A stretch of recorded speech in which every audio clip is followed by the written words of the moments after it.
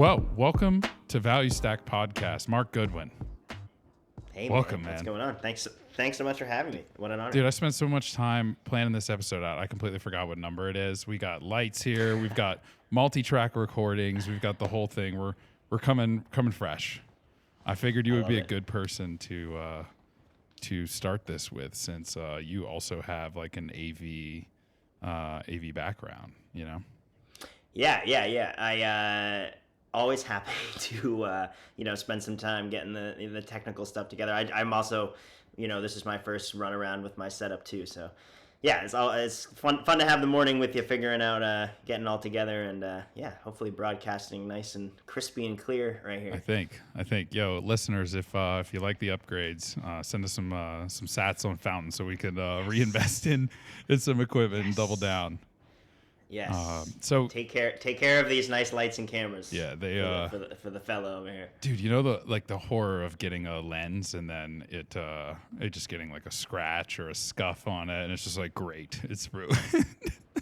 Oh, yeah, that's a nightmare. That's a nightmare for sure. Well, I know, you were in audio and video, but this isn't an audio video podcast. It's a Bitcoin podcast. But I think they, what you do at Bitcoin Magazine sort of is in that realm. But before we get into like how you got affiliated with Bitcoin Magazine, which I really want to hear, like, how did you get involved with Bitcoin? Because this is like, everybody's got a different path, and it's one thing that I really like to ask everyone. Yeah, totally. Like many, my first interaction with it didn't stick, of course. I thought it was really interesting, but I'm in the Bay Area. I've been in, a few weeks ago was like my 10 years in the Bay, and I worked in hospitality and bars and restaurants in San Francisco for like the last 10 years. And I was working at this bar in late 2013, early 2014. And this guy who was a regular at our bar, this guy named Blake, he'd come in all the time, many, many days a week. And he lived right around the corner. And would always be there around open time. So we knew we didn't have a normal 9 to 5, but kind of had just super nice dude. Had no idea who this guy was. And it was right around the time where the Silk Road went down, which was, of course, in San Francisco. Ross got arrested.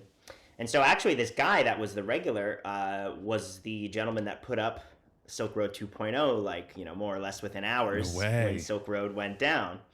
So he came in one day and was like, oh man, I just bought a Tesla, which back then that was a rare thing and cool. Well,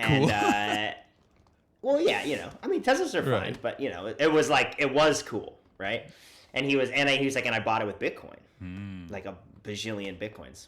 And I was like, oh, what the hell was that? I've never heard of that. So I rode around. He just took me around the block in his Tesla and kind of gave me a very brief, oh, this is what Bitcoin is, blah, blah. Obviously didn't mention Silk Road or anything like that. Then a few weeks later, we see this guy get arrested, and we were in the New York Times, and we were like, oh my God, that makes total sense. That's that guy.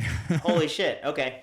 And then, ironically, not that I learned any lessons, I had actually, my only interaction with Bitcoin between that and the start of 2017 was I had helped a friend purchase some stuff on one of those websites, right? I didn't actually do anything myself, but just I was like, oh yeah, I've heard of Bitcoin, and we kind of did it together. But no mixing straight off Coinbase, just all the worst things, So your experiences were early on helping a friend do some things online, and then seeing this guy get arrested, and you're like, this is something I want. Right. Yeah. I was like, I'm going to dedicate my life to this. This is what's up. But yeah, just pretty lucky just kind of being in the Bay, kind of proximity to a lot of stuff. Right. And so I ended up starting I would do all these events and work for all these honestly blockchain companies, right. Safe space Ripple here. Labs and blah, blah, blah, and blah, blah, blah. And, just Bay Area companies, Coinbase, all this shit. And, just started picking people's brains and then I began to look for those people that were Bitcoin, nomads sort of, that were regulars at bars that, I was like, okay, I'm gonna, just sort of pick your brain and start, then started getting all this bullshit and things coming in. And the Bay is so crazy with, there's so many different subsects of thought. especially with blockchain. And then, yeah, got to go through 2017, which was crazy. I think I have a receipt of the top absolute purchase. I have like a 19,750 like Coinbase receipt in 2017, which is like, I'm pretty sure was like exactly literally the top. Like I within might a have few a minutes. buy. Yeah. Absolutely. I mean, within 0.1% basically. I mean, a small amount, Right. of course, but still, it's just kind of funny. And then I spent 2018 really learning about, sort of what did I just do kind of thing. And that was my favorite year of Bitcoin. Isn't that something how we get into it and then we learn, as opposed to like doing all the work first? I mean, some people, I did a lot of work before I committed any kind of like meaningful money, but same. It is interesting that it's sort of like having skin in the game is the motivation for you learning, because you're like, wait, what? Like exactly what you said, Mark. What did I just do? Oh, I better like really be sure I'm convicted with this thesis. Yeah, and then pretty much since I've spent the last 5 years or whatever trying to like disprove my own thesis basically, and I've disproven a lot over the years, and I'm certainly Bitcoin only, and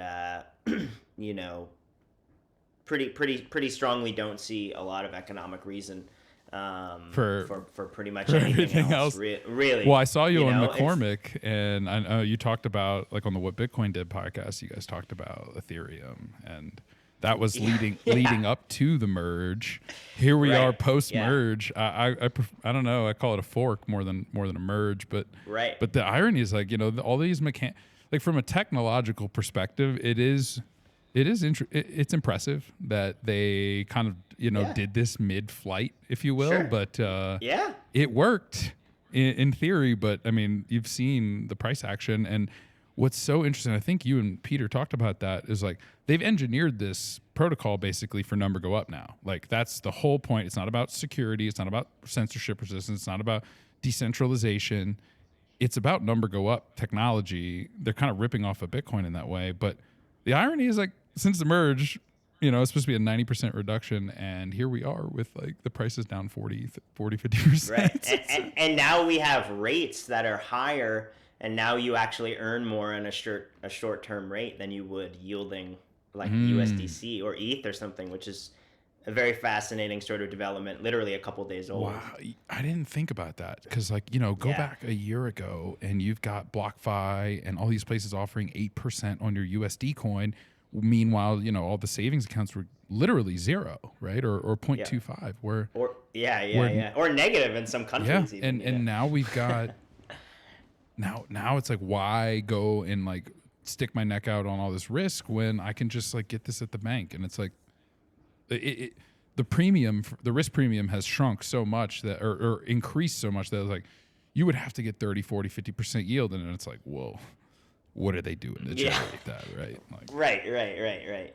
Yeah, I'm doing a research piece right now on kind of the history of rates, and like I don't know. I think kind of like last year we all sort of really discovered like monetary supply really matters, right? Like we're like, oh shit, we can't just print 40% of US dollars, or everyone gets that number wrong, but something ridiculous. Well, it changes. It's a moving target, and it depends on which like one of 50 different monetary supply metrics you're looking at. M1, M2, M3, M0, totally, MZM. But it's not as 1,000%, and I think that's it's kind of almost purposely confusing. But I think the relativity of all of the net purchasing powers of the dollar systems or fiats, of the euro system or whatever. It's all about the rates and their relation to each other. So, yeah, rates really rule everything around us. It's kind of interesting. It's been fun to watch the Fed like use interest rates. I get not fun. I'm sorry, I shouldn't say it's fun. It's been insane to watch the Fed use interest rates as like an act of war, basically. Dude, they're hell crippling. Yeah, they're playing a game of chicken, and it's like, who's gonna flinch first? Is it the U.S. populace? Is it the international economies? I think international will. I think on.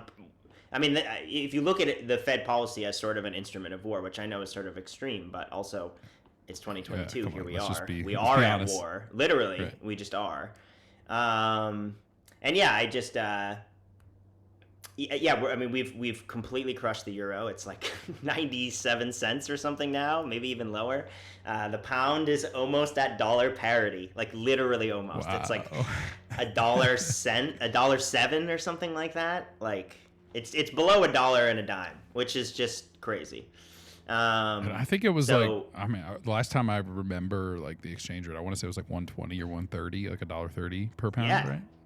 and that was pretty low. Like that was on the lower side, but yeah, no, it's I think like I went there in I want to say like early high school. I went to Europe once, and yeah, the exchange rate it was like both the euro and the pound were like killing the dollar when I went, and it was like I remember like getting like peanut M&Ms or something at like a like Shakespeare show or some shit, and my parents were like, "You just paid like $8 for like a bag of M&Ms." I was like, "Oh, holy shit! Wow, exchange rate."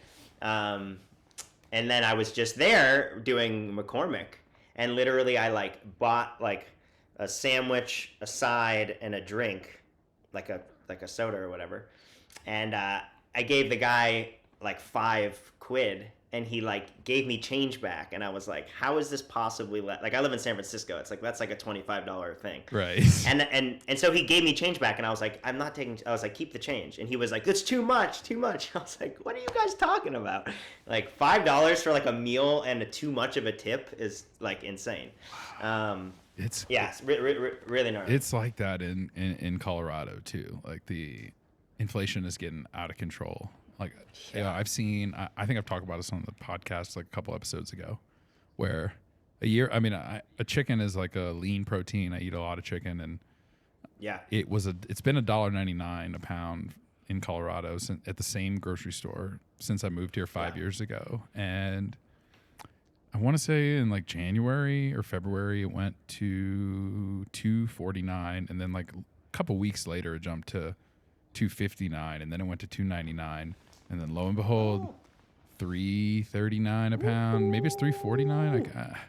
I just got so flustered. I was like, threw my hands up in the air, and I was like, "Don't you see what's happening, people?" Like, that guy in the grocery store. So The rates, the monetary supply. Don't you see? Yeah. So Yeah, man. But that's a real. I know it's obviously like a funny image, but man, like there is a lot of those vibes these days where it's just like, don't you guys see that? Like, it's very clear to me where this is just like sort of coming from. It's very directly coming downstream from economic policy, really, and yeah, it can be difficult in these times. I think I think Bitcoiners are so like head sure and headstrong about this is the right answer and these are the right philosophies and all that. And I think in many ways we're incredibly right. There's obviously some things we'll be wrong about, but like the like disposition, or rather the just the disproportion of way we think to the world right now is very it can be difficult for sure. Yeah, I do find that kind of like overconfidence in the Bitcoin community, and I mean it requires it almost, I think, because I mean you've got the whole world spewing FUD against you, telling you you're crazy, and then at least as of the last year, you've got the price action confirming what you may be wondering in the back of your mind, like am I like, do I have all of the information to be this confident about it, right? Like, and so it really does test your conviction. And what I'm and I hear you talking like a lot about the like economic side, and so I'm curious, like coming from the like more AV side, like media, like you work for a Bitcoin magazine, which is media, and I've heard you write some songs about Bitcoin and see them on Twitter. So, like, coming from that side, like, did you come to the Bitcoin community, or did you come here for the store of value, or like, did it morph into that, or was it something else entirely, given like how your introduction was? Man, I mean, so many things really, but I guess just like, I was in actually probably one of the better possible like service positions you could be in, like as a working class person, like making really good money in a cash forward place. You know, I could walk with cash every night at a very popular bar that had, in a very rich tech city It's like a with high money end, sloshing around. a high end Yeah, bar. like a high end cocktail bar. Okay. And called Trick Dog in San Francisco. Kind of famous in some ways. And we were all struggling. It was like we were all doing so well, and yet it was so hard to like live and save money and be able to travel and do this, and just kind of like so many people that were college educated, incredibly smart, in service industry to to keep like an art activity on the side, or a lot of people get into service to try to balance that life, like, which is kind of why I got into it in the first place. And then just because of how hard it is economically, it's like you just end up not doing any of the art or doing any of the other stuff that you get to. And it really was downstream from us having to work so much. And I was doing a lot of art production and doing art shows and stuff, and was just kind of noticing that, like being an artist these days really is like running a small business. It's running a business. It always has been, but like the industry doesn't like come and take the talent and like take care of all that stuff for you anymore. Like there's just no money in the margins anymore for like labels and collectives to kind of do that kind of stuff. So I started actually getting into like education side of Bitcoin via that. So I was doing this project called the Art Bank. We had a lightning channel for a long time. Yeah, we did. And it's back up, it's running. I was doing like economic literacy, sort of like for artists. And it was, I was doing it, in like 2020, when everything shut down, and all my friends that were bartenders and artists, which was like my core group, they all lost their ability to make money performing or to bartend. So we started doing like streams, and doing like online stuff and getting artists on and trying to like, pay them, give them a platform. And so like the writing side, kind of came out of that.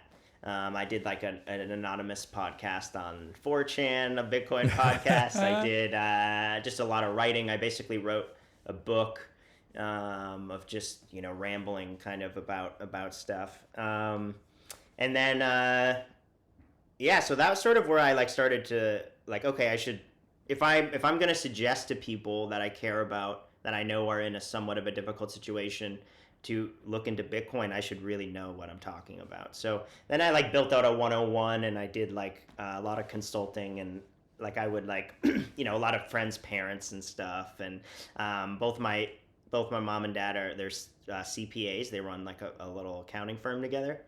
And so I would do like some consulting for their clients and their friends and whatever. I probably did like about like 100 like 101s, just like hour and a half with slide presentation kind of thing. 100? That's and so I just lot, sort man. of, yeah, I mean, I would just do it whenever anybody wanted to. And that was what, do it. 2018, 2019? That was 2020 through the start of this year when I started working. During the pandemic, right? People, that's when people started to ask the questions, right? Like, wait, what is money? Why did we all get checks in the mail? Right. Now it's like, where did the money come from to forgive the student debt? Like, it's never been an easier time, I think, to orange pill people, in that it's just like, you just like pull the curtain. Yep. You just like look out the window. Right. Every single reason, this is why this is a better, a more ideal money. So yeah, it really just kind of came out of that. AV stuff. I love music. I love production.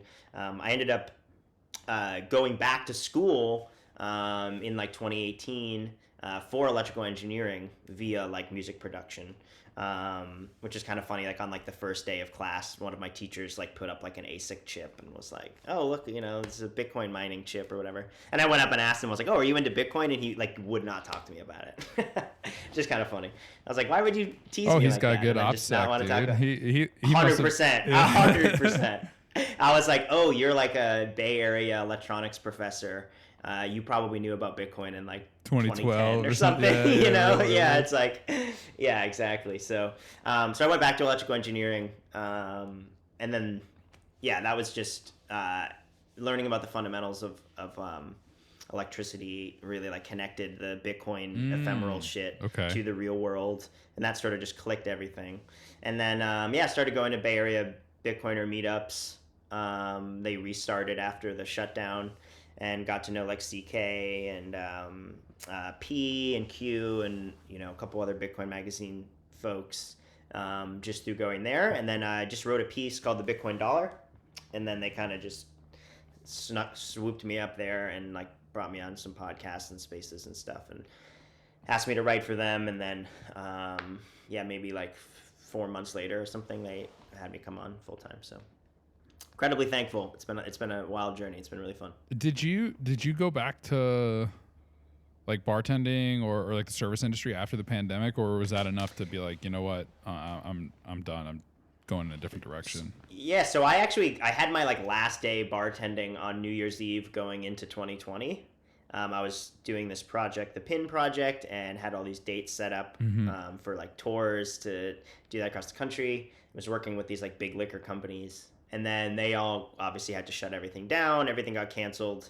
It was all freelance stuff, so I had no sort of backup plan, kind of like my goal for that year was just sort of taken away from me. And actually I had a buddy who opened a cafe that was like 6 blocks from my house in the middle of Bayview in San Francisco, and he lived like way the hell out in the East Bay. And he opened it, right when everything shut down. So I actually ended up working like during the whole, like we never shut down. Like, I mean, maybe we did for a few weeks or something. But I ended up working through like, maybe the first like 9 months or something of it all at like a cafe, just in the mornings. It was just like kind of gave me something to do, Right. Like I wasn't really working for money. It was sort of just like to help my friend and to have like an outlet. To get out, like we were trapped in our freaking houses for so long. It's like I just want to see humans and interact with people and like person. 100%. Yeah, but I kind of like I don't drink anymore, and obviously no judgment or anything, but I sort of lost faith in the liquor industry. They didn't take care of our people at all when everything shut down. It was really disappointing. I thought the way they handled it, they almost used it as like a marketing opportunity, to like get people to like make drinks at home and post videos and try to win lotteries to like get funding relief or whatever. And it's just like, you guys make so many billions of dollars. Like, it was just really disappointing. And in the Bay in general, it was pretty tough. But so no, I said that I would not go back and do liquor sales stuff just because I don't really believe in that industry anymore. I don't think it's kind of a net positive anymore. But of course, like if I have to go back, I'm never too proud to do something like that. Of course, it's a beautiful industry. I love it. It's just like not for me and my ideals, I don't think. Yeah. Yeah, well, I've got I don't think you can see it, but the camera angle here, we've got the pin project right here. Oh yeah. Got your orange highlighted pin. That's amazing, man. That's yeah, man. Yeah, you were one of the first. I think you were the first person in the world to have the orange. Really? I'm pretty sure. I think so, because I think I got them and sent them like. I think I sent it right. It was right around that time. Yeah, I'm pretty sure. Yeah, I was like, am I really gonna give this guy that is in Bitcoin my home address to ship me these things? And I was like, you know what? I'm pretty sure he's a trustworthy guy. So, you don't have to trust in Bitcoin, but like, it still is nice to be able to trust people. Dude, I really think that's actually an important discussion in Bitcoin, where it's like, we sort of like, we're fighting some big stuff here. Yeah. Like, we better trust each other alone. to some degree. Yeah, we can't. Like, we have to do all this stuff together. And obviously, like, I still think people should, general OPSEC should generally be thinking adversarially, of course. But also, like I don't know. It's a thing that I feel happens a lot in discourse these days, where people just like throw away, months or years or sometimes even like decades of like, companionship and friendship because there's like a triggering disagreement in discourse or something, and then it's just like, oh, it becomes an us and them thing. And it's like, we have to be able to realize we're all going to have differences, but like the bigger fight here is like, dude, literally all of us have to do it together. Mark, this happened in my personal life. I have been friends with this guy for years, and we started a crypto channel together back in 2017. And it crashed, so we stopped doing it. We lost that, so this is my second attempt at a Bitcoin podcast. We'll see how. Love it. I think this one's gonna follow through. But Let's go. yeah, so in 2020, I started really following like Pierre Rochard and Robert Breedlove and some of the people who helped Jameson Lopp, who is now my coworker. It's just kind of surreal, but I started following these people who made me realize that Bitcoin was something special.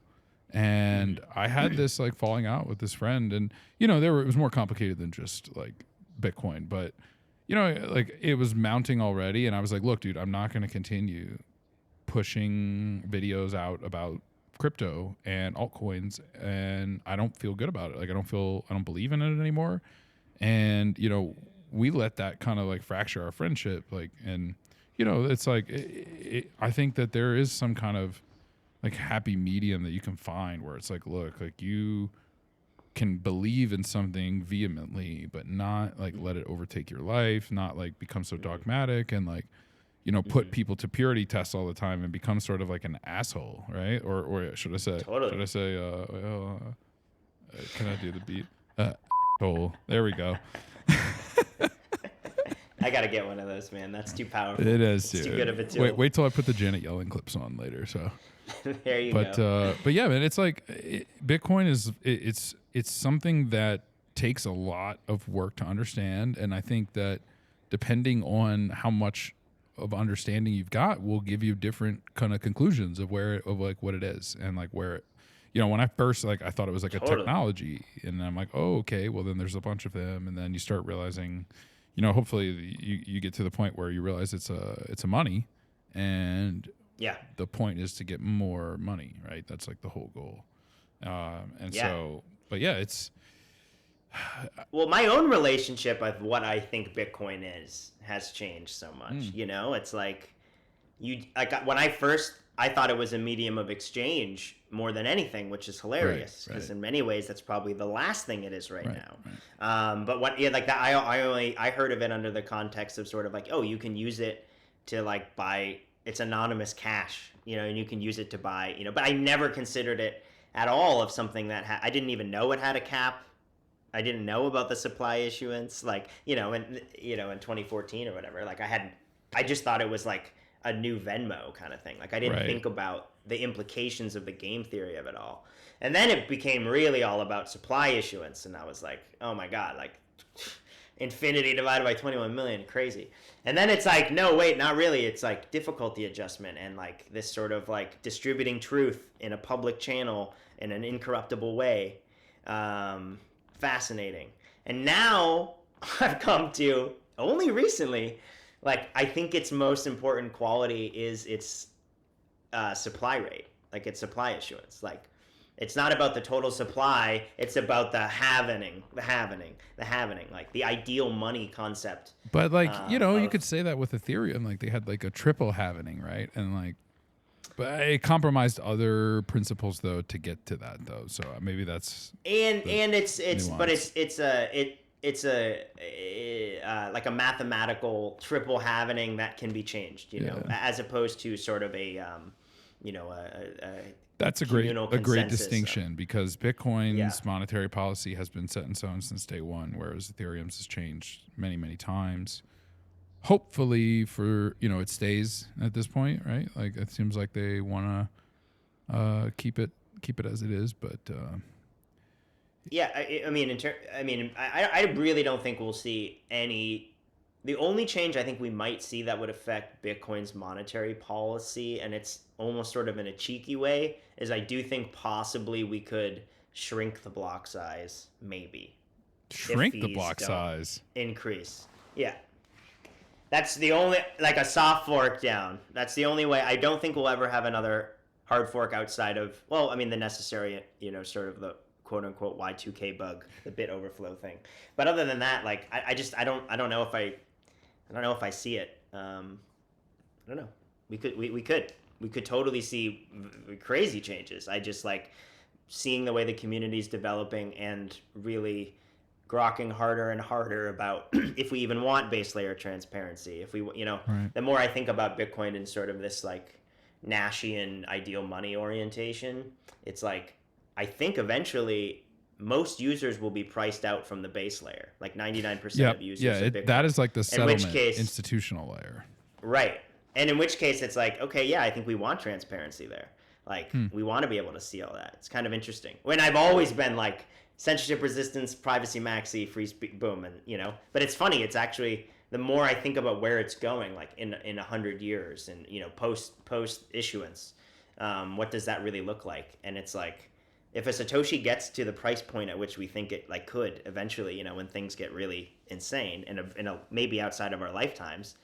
It's like an average transaction is going to be, like a week's wage or something. Right. Right. It's like it's going to really price people out fast. I thought about that. Yeah.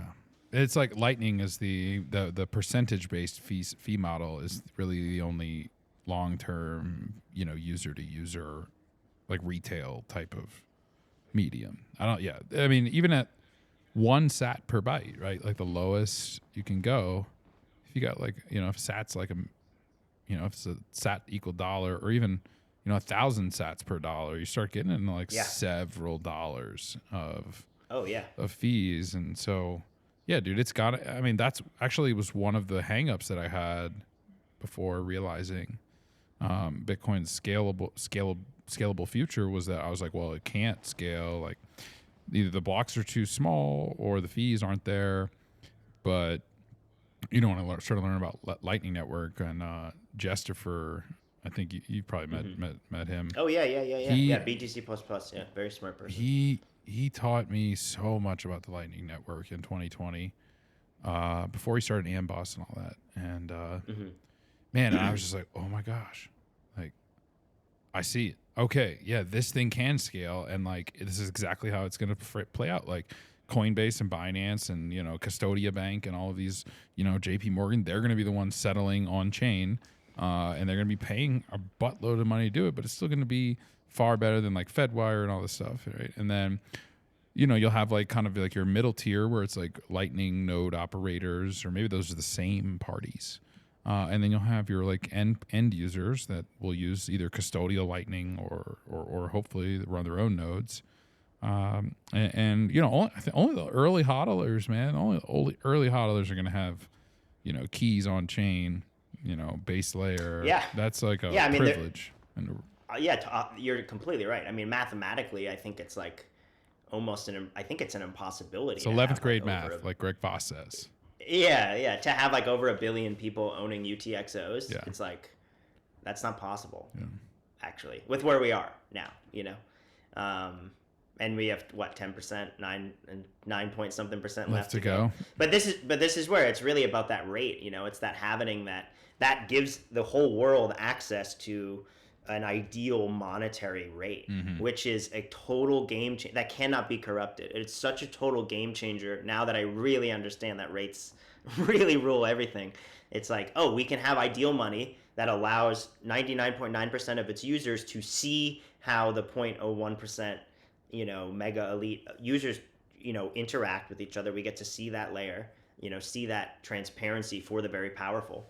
And then all of us get to sort of use, hopefully, these layer 2 solutions that will give people access to that rate, to that halvening schedule, but with a, maybe a Chaumian situation or a split UTXO situation. Right. No barriers to entry.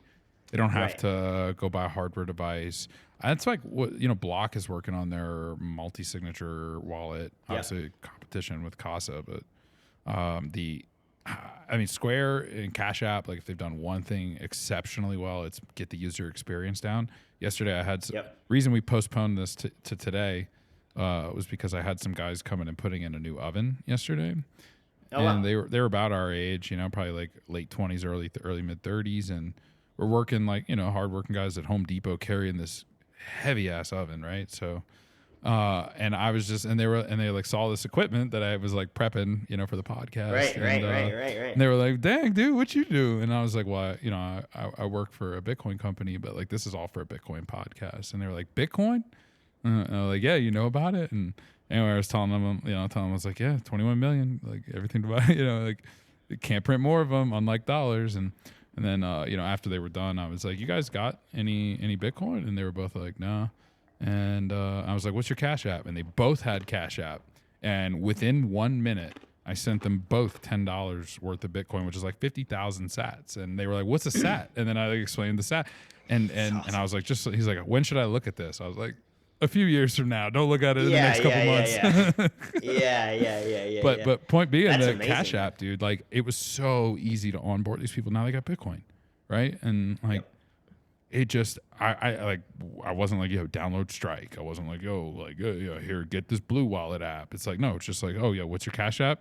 Cool, you can tell it to me, and then I can send you Bitcoin with no fee.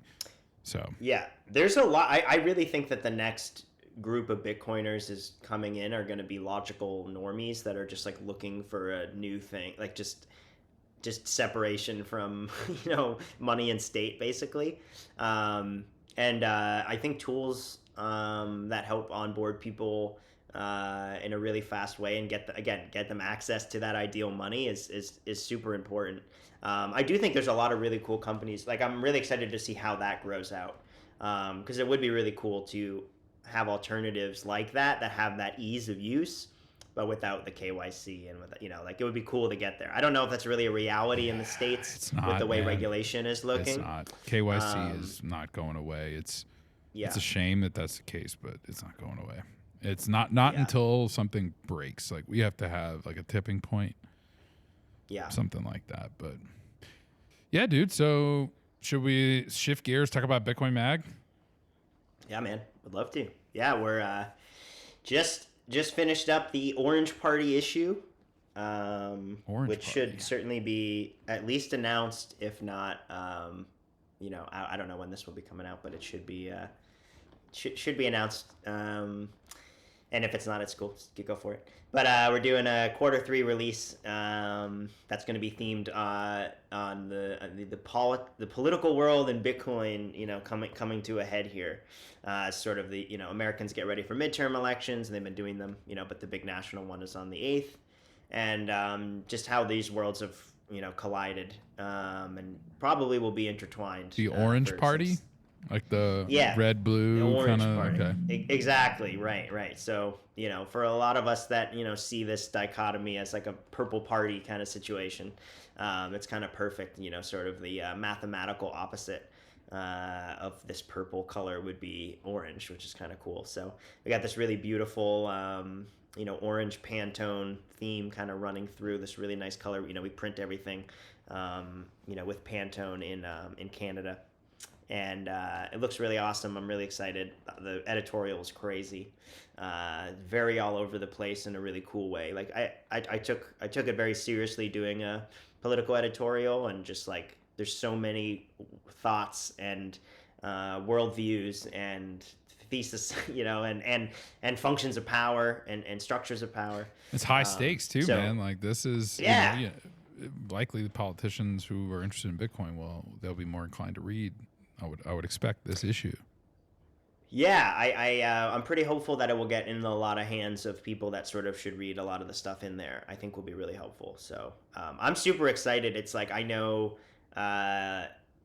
already I've had feedback from people, about certain things that have come out that are like, whoa, this person wrote an op-ed for you guys. We had the, Bukele wrote an op-ed. Oh, what? Yeah, which is pretty wild. So that, and he can be a controversial figure. And then also, so people are sort of like, oh, wow, look at them. They're pivoting towards this or whatever. And then we have, like really great pieces on like, anarchism and like how anarchy works and the different stages of anarchy. In the same and then we have magazine edition, eh? Totally. That's and crazy. Then like, very like this, like this degrowth movement and sort of this idea is almost in like a maybe a traditional left-leaning sense. We have some of that. We have some like very right-wing conservative views in there. So you've tried to get it from like all libertarian. Across and well, because it's just there. I mean, everything's a spectrum, except for our choices. Really, our choices are a split between two left center and right center, basically. Or just conservatives, really. I don't really know what it is at this point. It's just a joke, but yeah, we just thought it was so important. It's like we're starting to see people I think Bitcoin is one of the most important brands in the world. It might be the most important brand. One of the most recognizable. Certainly. And we're seeing politicians like understand that and know that it's like all I have to do. Like we've had some candidates and we've had some people that really aren't necessarily great candidates by a lot of measures, and get people in the Bitcoin community that are like single issue voters that are just like, you say Bitcoin, you get money from me. There's a lot of Bitcoin single issue voters. Yes, totally. Which like I get in a lot of ways too. Hard for me to really break it down that, black and white. Right. But yeah, so it's been a lot of fun. Yeah, it's been a wild ride building the print magazine. It's such a small team. There's four of us that work on it every day. And then obviously, we have, like the Pete Rizzos and Germanos of the world, and the CKs of the world, that sort of run, the whole shebang. But really it's a really small team. And it's really fun. It's a lot of work, and we all take it really personally. Like we all feel we have a lot of responsibility to like Bitcoin's it's a complicated thing to try to please Bitcoiners, because it really truly is apolitical and for anyone. And yet it has such political implications, and like everyone has their own opinion on it. So, we take it really seriously. We really do our best to to upset everybody equally and please everybody equally, and that's really all we can do. And I hope people read it front to back, as always, of course, but I think especially with this one, I think there's so much good signal in there. And I think it's really hard to put good signal in political writing. So I'm pretty stoked on that.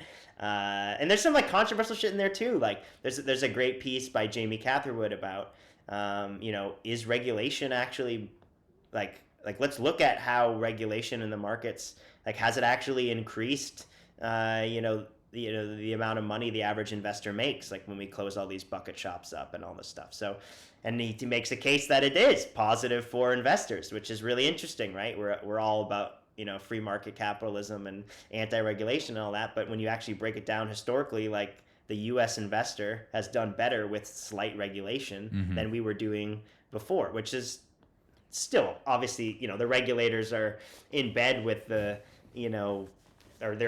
it's all the regulators and the companies they're regulating are just like, washing out the same employees. So like, it's really hard for me to like really condone regulation in a lot of ways. But at the same time, I think it's a really fascinating thing we should talk about. And if we have data that drives this point, that should be in the magazine. People should talk about it. So really excited to see people get upset about stuff. Really excited to see people really resonate with stuff.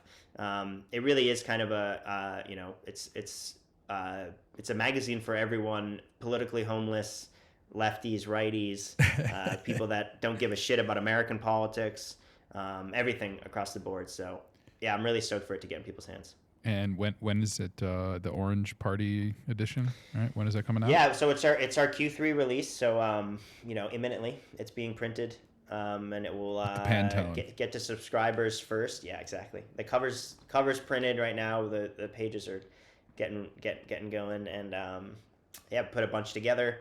I think the first place it will be available in person will be at Bitcoin Amsterdam, and then it will be shipped out. It will be at the same time, but we'll be sending them out to subscribers at the same time.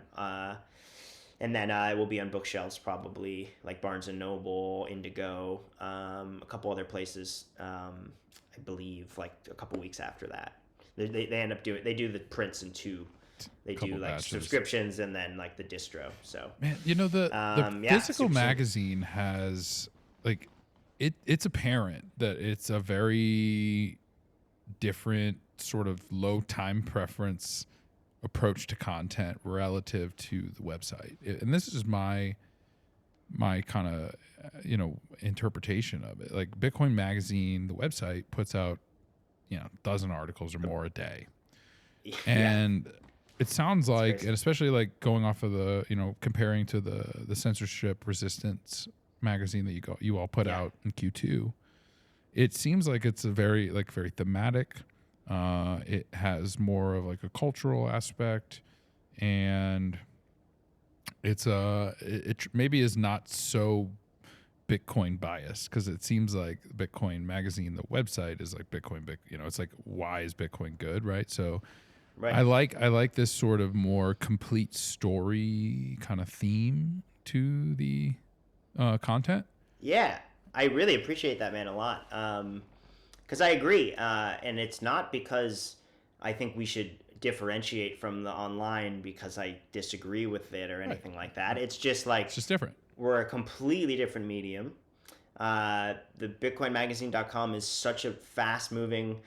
I mean, there's like hundreds of contributors. It's unbelievable the stuff that they get. They get so many incredible writers, new people popping up all the time. But it's like, and I've even encountered it myself. Like I've written stuff where I'm like, I don't think this will literally work in the print magazine because it has to be up now or it doesn't make any sense. Right. So, we're releasing a quarterly magazine that we want people to be able to go back and read a year from now and still be able to enjoy it and get things rather than, maybe like more of a news oriented, like if this is a piece about a very small piece of time, and outside of that it's pretty useless. And not useless, again, that type of reporting is incredibly important. But it's got to be reported. 100%. Right. This is more something so like a collectible where you could revisit it later and get the idea of thoughts, maybe get concept and ideas instead of like current events. If that Yes. would that be like 100%. And we are including, there's like a new recurring feature we're putting in this magazine that is shows off kind of like the headlines of the last quarter, and some of the more like spicy editorial quotes and takes and stuff. So we are actually starting to integrate some of that in to sort of place it in context, because I think that is also important. But then the content itself is very like, broad stroke stuff usually that you could probably apply to 3 years ago and 3 years in the future. And then pepper it in with stories like the censorship resistance cover story, right? It's like, okay, we need to recap this historical moment sort of thing to like set the stage. Yeah. Right. Exactly. And that's a context sensitive one, but also the way that it was positioned, I think it could have, like, we could put that out now. It wouldn't have as much of a social effect, obviously, but it would still be like a really powerful story. So yeah, I really appreciate you kind of picking up on that. And we really do take it, we think about this shit so much. Like, who's our audience? It's obvious. What we're doing. Yeah, I appreciate that a lot. One thing too is like, it's got to be so challenging to keep a print magazine relevant and like in today's media digital age, right? Like this is I don't want to say like a dying art, but it is sort of a lost art in that people don't buy physical magazines very much like they used to 25 years ago. People consume, without looking at data. I mean, I consume way more reading on a screen than I do in a physical magazine today. They call it with like the Kindle effect, And it's, right. Have you all talked about that, like at the print side? And it's like, hey, how do we like get people to want to spend money on this content, right? Because the print magazines aren't free. The website info is. So I think there's got to. I mean, it's apparent with like the art side and the kind of like the creativity and the work that's gone into it. It's a much more refined piece of content when it's sent out, and obviously being quarterly allows you all to put some time into it. But I'm just wondering, like, have you all talked about like, hey, like, do we maybe have we thought about putting this like as a digital print, like digital version, or like, or what are the challenges of keeping print relative? Yeah. Right. And that is, I think you really nailed it. It's like, how do we balance wanting as many people as possible to read this content from an education or like, I guess signal standpoint. And then also, how do we keep the magazine a demanded thing? Like, how do we balance that? So I actually think digital stuff is really fascinating. And I don't think digital media has necessarily figured out the best method for, for written work and print work, kind of, like I don't think the NFT model is right. I don't think, I think the Substack Patreon model is closer. But I do think that there's some really interesting, developments to come with paywalls and monetized content and that.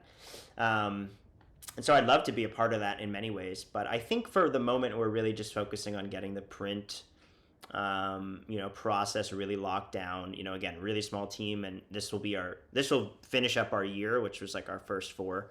All of our subscriptions will be renewing. So it is sort of like a spiritual cleanse for us and of sorts. It's like, okay, we did our year. How do we pivot from here? How do we keep getting better?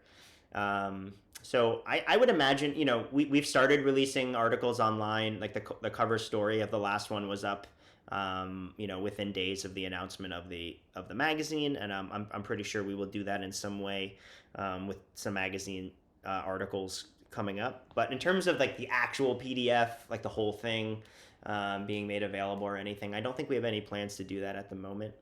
But man, I am always looking for ideas and schemes, and I would say nothing is set in stone in that realm.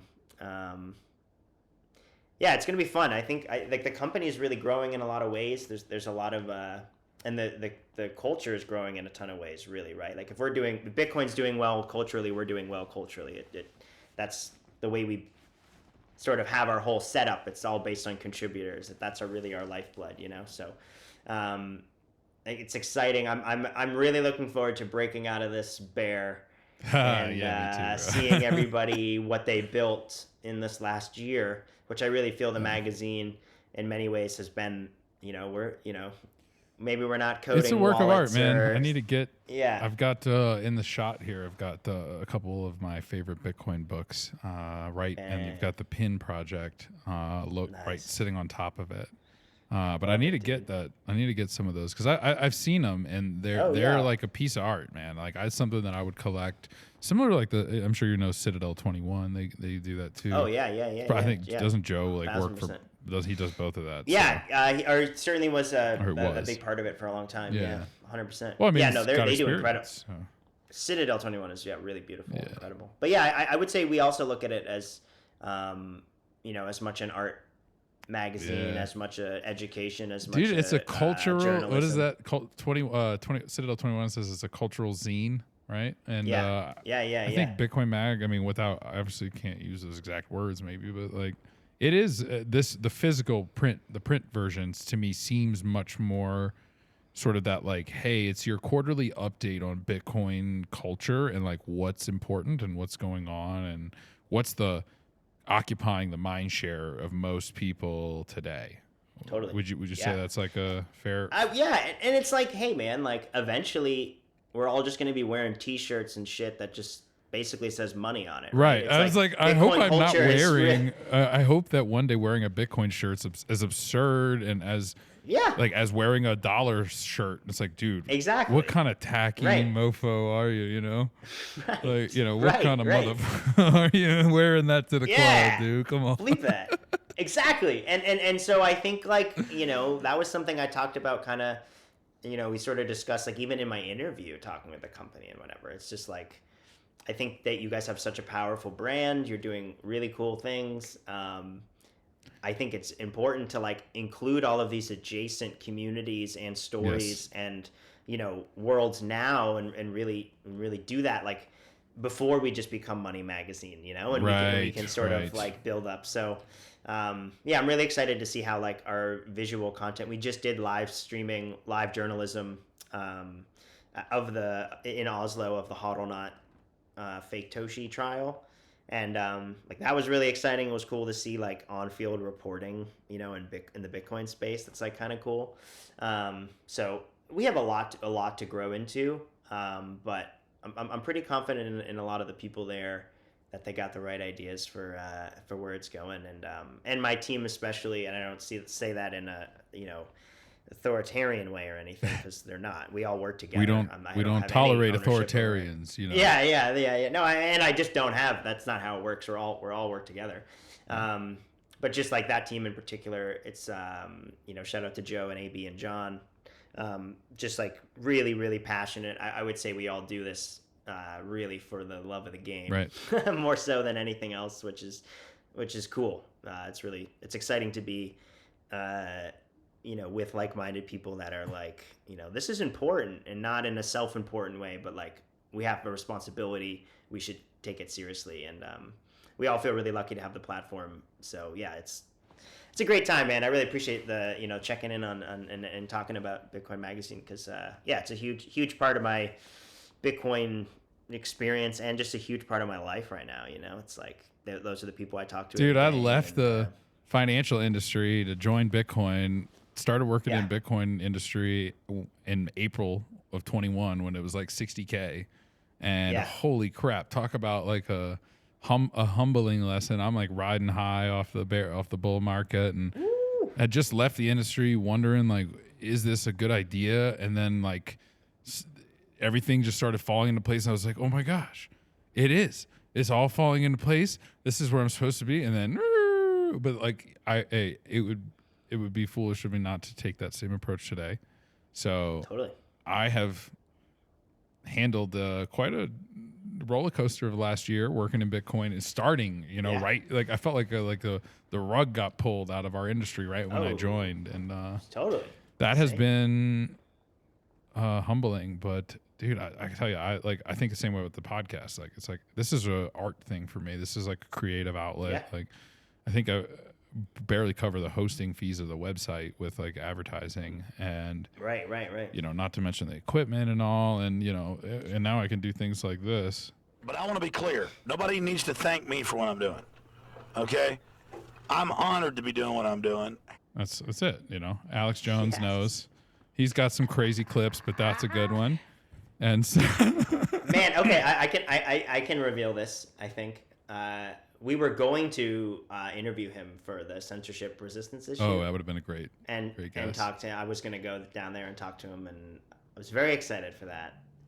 And again, obviously, there's a lot of nuance there in appreciating Alex Jones, and then of course we promptly found that out. And then all the kind of all the liability lawsuit stuff all dropped like right after that. So it just probably best to stick away. I mean, he's a cultural icon. I wouldn't say like an icon in that like someone that you would strive to like live up to and be. No, it's like someone that is he's just a part of America's culture.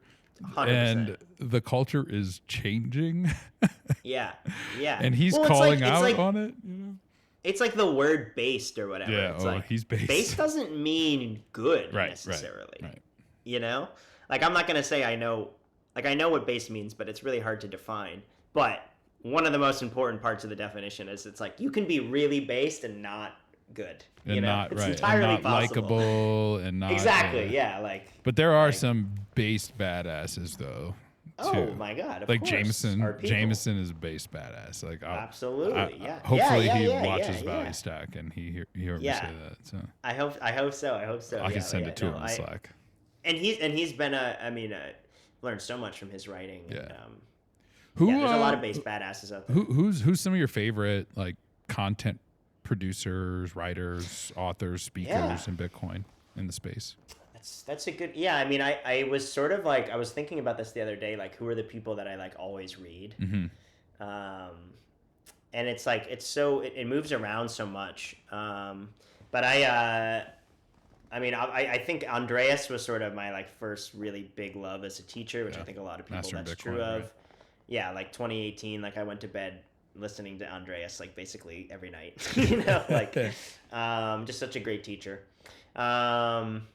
And then, but in terms of books, I really liked kind of a bit more than Mastering Bitcoin. I really like Kaye Rosenbaum's Grokking Bitcoin. That's kind of my favorite. Although I think Mastering Lightning is really great. I would do Grokking Bitcoin and Mastering Lightning. Like that's my like two books I think are fantastic. Also in terms of like macro guys, like I love Luke Gromen. I think he's a genius and he picks up on things so much earlier than other people. I've been a fan of Nick Carter, of his writing for a long time. I know everyone is like just finally realizing he invests in other coins. Yeah. Even though he's been very clear about it. Did for you a see long his time. annotated version of the White House? Yeah. That was It's legit, like, dude. Yeah, people throwing away Nick Carter, it's just so dumb. And it's like, I don't know him at all. I've met him a few times, but it's all been just in passing. But like, I mean, none of that stuff was new. It's kind of weird that that community kind of did that. Maybe he didn't help himself either, but it was kind of a weird thing. I still think his writing is fantastic. I read Pete Rizzo's stuff. I really like Arthur Hayes's Arthur Hayes blogs. really writes some good long form content. I read it every chance I get. And he's very, like, his bias is very in all of his stuff, and you have to sort of like understand what he's maybe trying to do in the market with his stuff. Like, when he was making like 10K Ethereum calls, it was like, okay, obviously you're trying to pump your bags. Okay. But if you really break down and get into what the stuff he's talking about, I think he's a really good writer. It's just sometimes his conclusions are like, bag pumpy kind of. Yeah. And then like, I love Shinobi's work. I think he's a great writer. He's a Bitcoin magazine guy, right? Yeah. And he's one of my go-to, if I have questions about a thing or whatever, he's one of the first people I ask. I'm in contact with him, a lot. He's a great guy, and I love his work. I really like Lola Leitz. She writes really cool technical stuff. Yeah, I love the Block Digest stuff. Love that team. Beauty On. There's so many good writers in the Bitcoin space. It's insane. I love, I think Eric Yakes is the man. It's just such a good guy. He was a guest on Value Stack. Oh yeah, of course. And we got his book right here, Seventh Property. Yeah, I think that's my favorite book about Bitcoin. And half of it isn't even about Bitcoin. Yeah, no, it's fantastic. It's funny. We were hanging out with someone recently, and he was like, I never read a Bitcoin book before I wrote The Seventh Property. And I was like, that's kind of cool and kind of makes sense. And it's like, it's really not a Bitcoin tradition. Like, it's not a traditional Bitcoin book at all. Right. Which is like why I think I like it so much. So I think I agree. Especially coming from the financial industry, like that was his background too. I see that worldview, and that was his sort of, the way he's laid it out is how I sort of figured it out in the same process. Yeah, totally. I've met Guy Swan I just love Bitcoin Audible. I think he does a great job of that. He's such a good dude too. And really nice guy. Preston Pish puts out some great podcasts. Peter McCormick, man. Totally. Bitcoin did has leveled up in the last year. It's gone. Yeah, I totally agree. Ever since he made everybody do Jeremy. like physical. Yep. I agree totally. It's the production quality, the people coming on, and they're literally just one of the nicest groups of people. Like, I could not have had a better, kinder, easier experience with Emma and Danny and the extended What Bitcoin Did team. Yeah, such good folks. It's funny though. Like, I'm not a podcast person, which I apologize, but I don't listen to a ton of podcasts. I really am like a visual learner. Like, I really need to read to retain stuff. And one of the things I really like about you're in the right part of the magazine then, right? Yeah, exactly. And I really appreciate some, like Peter does it. Like, there's some old like Shinobi, talking about, X pubs and teaching them about that shit. And it's, from years ago, and there's like transcripts of it. And so I actually generally read transcripts over, like, I think what Guy Swan does is incredibly important. What Stephen Cho does is incredibly important, doing both, where it's like taking not, audio content and turning it into audio content, and then the reverse, and taking podcasts and transcribing them, just because everybody's so different and processes the information differently. So, but yeah, I don't listen to a ton of podcasts. I read a lot. I am probably like the most oversubscribed person to print magazines right now, like, outside of like a doctor's office, like waiting room or something, which has been really fun. There's so much insane stuff going on everywhere. So that I do read a lot of magazines now, which is like I've never been a magazine reader in that sense. So you're probably, whether you realize it or not, studying these magazines. Oh, Oh, purposely. in the same exact way that Purposely.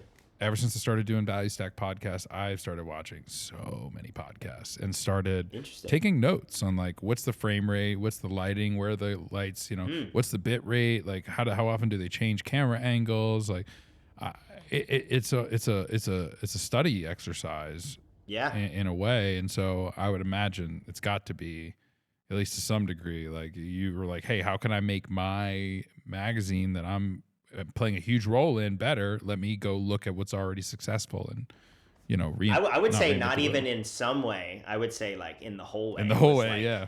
It was like I should get magazines to be able to learn about and totally. I might have mentioned this off camera, but I had sort of applied for like a different thing, and then they had asked me, if I was interested in working on the print magazine, and I immediately went out after the call and went to Barnes and Noble and bought like a bajillion. Like I spent like $200 on magazines, and I went through and I chopped everything up and I made notes and I did this thing, and so then I had a whole thing of like, hey, if they asked me what I would do with the magazine or blah blah blah, like, and I just did like a research project on like magazines and my favorite things and whatever and blah blah blah, and I think that was very helpful in my actually like getting the position. Was just I was like, all right, well, fuck, excuse me. This is how you learn the the medium is you go you put your hands in it basically. So it's been really fun. But I would also say like, as much as there are some amazing stuff out there, like I will take our magazine over 99% of the magazines that I see printed. And again, we're a quarterly release. It's a different thing than like a weekly magazine. Dude, the quarterly magazine, that's the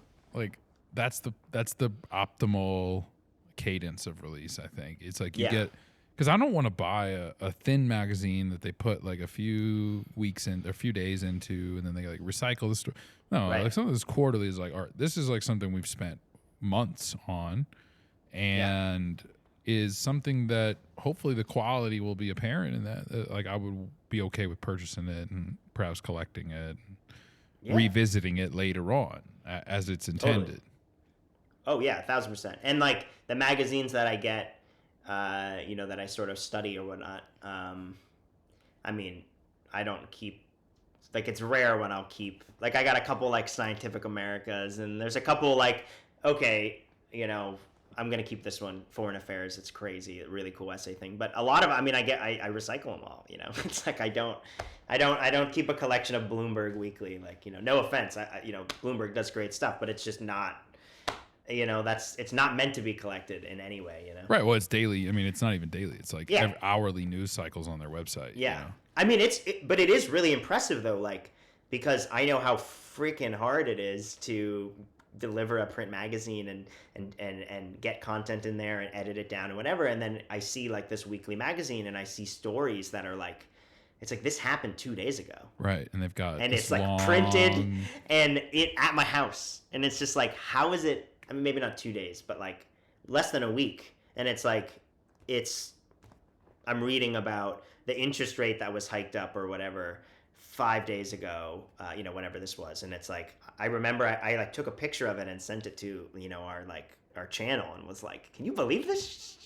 We have a hard enough time getting in stories from Q1 and Q3, and it's like these guys, so I mean, it's all about process, and there's obviously some. I mean, there's some magazines like Harper's and some entities that have just been doing this for like decades and decades, and some of them centuries, or a century. So it's a cool medium. I'm really happy to be a part of it, but it is sort of a new thing for me. I've done so much art production that this fits really naturally into that. But like the actual medium itself, it's like, I never, if you asked me like 3 years ago what I would be doing, the idea of like, helping out at the editorial of a magazine, I could not imagine that. Nonetheless. I mean, that might make a little more sense with the Bitcoin thing, but like, I mean, it's really cool. It's really an honor, and it's just a lot of fun. A lot of work though, for sure. I mean, deadlines are, I love deadlines because they get things done, but like, man, man, do they make you get things done. Yeah, ain't that the truth, man? Ain't Yeah. that the truth? You know, the magazine has this kind of cultural forefront of it, but there's so much around it. Like there's the conferences, there's Twitter, there's the podcast, there's all the Substacks, and it's like, you know, this whole like Bitcoin culture is still defining itself, I think, and you're seeing like the different sort of I don't know, factions emanate and like come about, and you know, you've got your toxic faction, you've got your, you know, I'm accepting of all cryptos faction, you've got your, hey, like we're way more focused on censorship and privacy. We've got other people who are focused on getting businesses involved.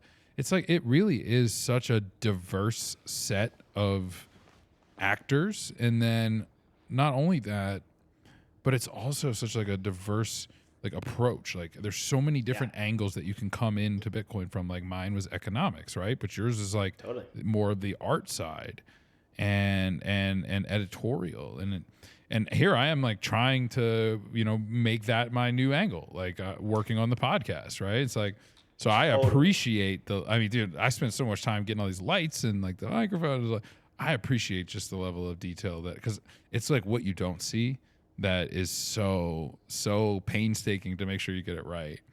And that is the beauty of it, is like when you do it and you get it right, it's like it looks effortless almost, right? But 100%. And you know, we've never had a perfect game. You know, we haven't printed a perfect magazine yet. Any typos? Is any typos like after you print, you're like, oh no?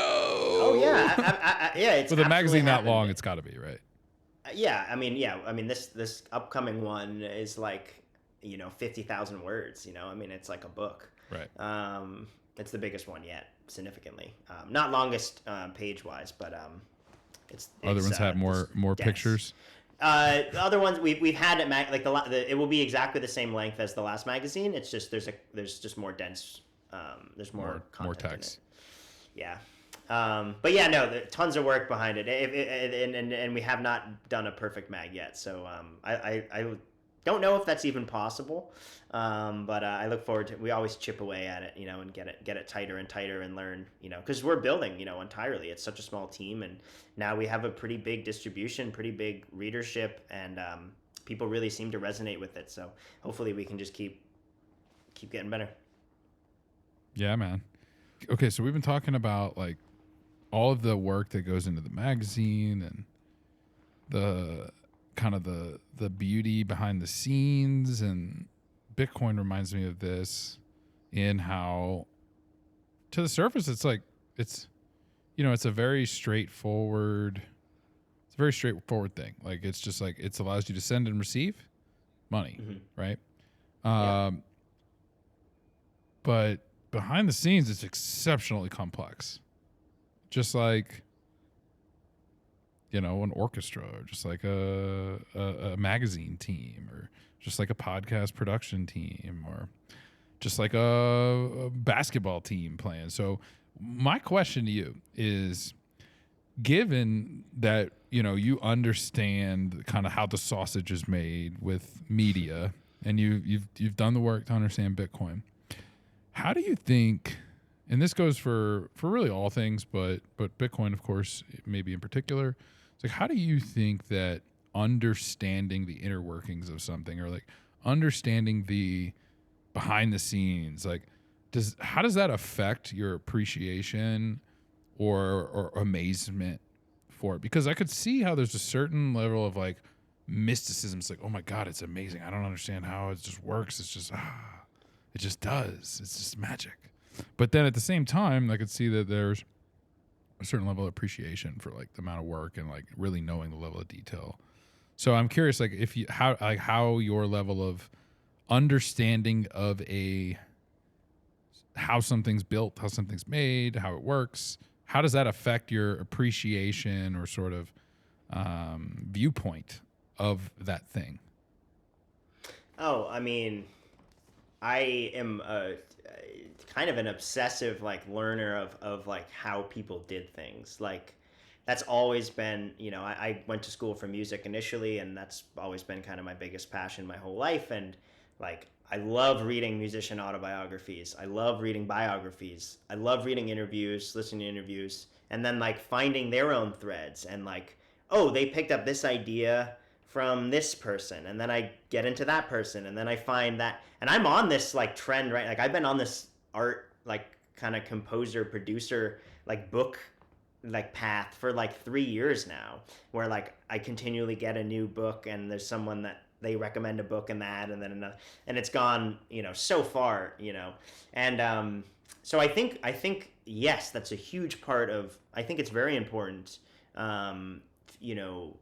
for me in the way that I think about things, and I guess maybe being a contrarian and sort of thinking very adversarially, like I need to know that stuff, and I, especially when it's like the creation of something so insane as Bitcoin, it's like I think learning more about the mysticism of it, or the mysteries of it, and then learning that it's like, oh no, there's like practical mathematical reasons and game theory incentives behind all of it, and literal people made it, and literal people fought for it, and literal people had these discussions, and they all had different viewpoints, and like the more you learn about the fundamentals of something, whether it's like how a band like how the Beatles recorded Sgt. Pepper or whatever, and then you begin to hear things, and it's like you hear little stories, and it's like this thing that you thought was such like an incredible like canonical intentional thing was like, oh yeah, like Ringo just said something stupid, and then we called the song Tomorrow Never Knows or whatever, and it's like, oh okay, that's part of the sausage making too, is that it's like these are all just humans, and we're all humans, and humans are fucking like so funny and stupid and brilliant and dumb, like all at the same time, and so it's so fun to learn. Like I love the humanity of all this. Like we lose that so much because it's we forget that Bitcoin was created by humans. All of the BIPs have been proposed by humans. All of the code review has been reviewed by humans. Every single part of it, right? Like we assume, and this kind of taps on what we were talking about earlier with the overconfidence that many Bitcoiners have. Is like we just kind of take for granted this is always worked this way. It's always going to work this way, and it's just like this computerized thing, and we forget this was created by a person or people, and that it's maintained by people, and that it's individual people like you putting out the magazine, myself putting out the podcast, like people all over the world from every different angle from every different.